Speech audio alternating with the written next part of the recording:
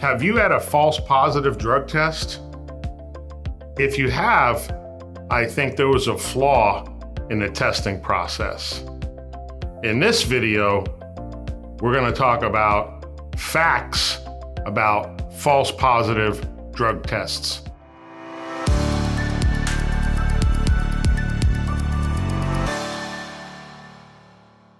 Joe Riley, President of National Drug Screening. I'm here today to talk to you about some facts about false positive drug tests. It's something you hear about often. People say, oh, what about a false positive? So what about a false positive? We're going to talk about some of the facts.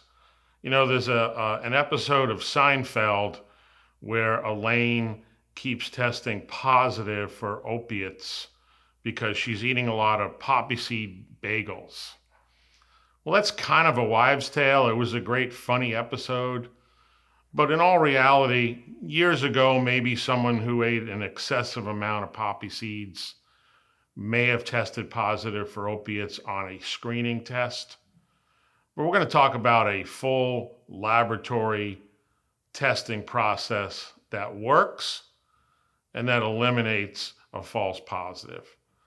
And that's the proper testing process that should be used in the workplace. It's used for the federal government workers.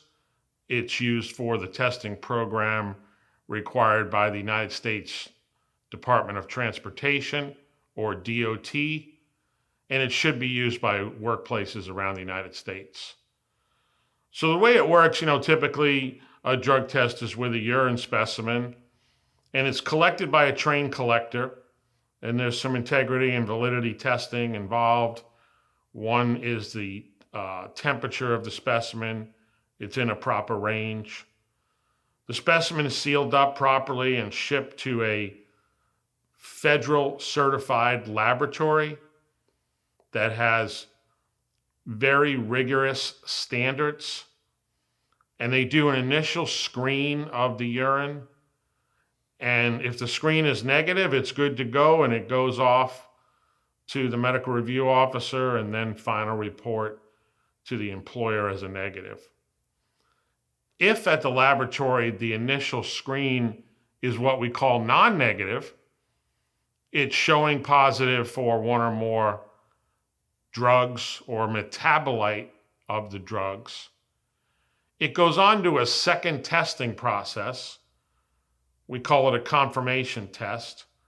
It's a more sophisticated testing process, more expensive equipment, and it pinpoints the exact metabolite of the exact drug that at a specific quantity that is in the urine specimen at that time.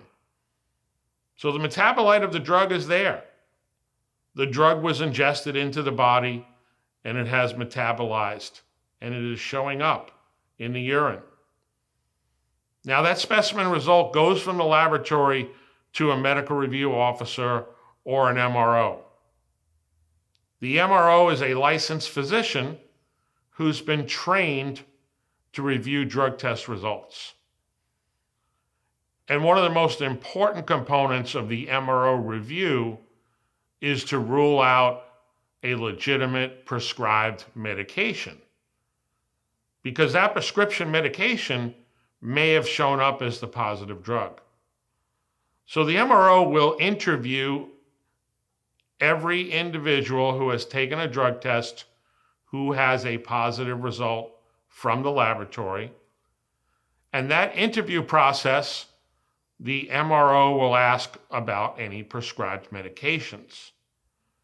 So if you have a prescription, the MRO will take a look at it and make a determination if that prescription may have caused the positive result from the laboratory.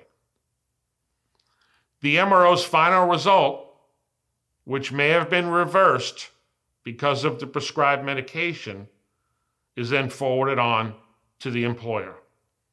The MRO result is a final verified result, and if the process is done correctly, as I've explained it, there will not be any false positives.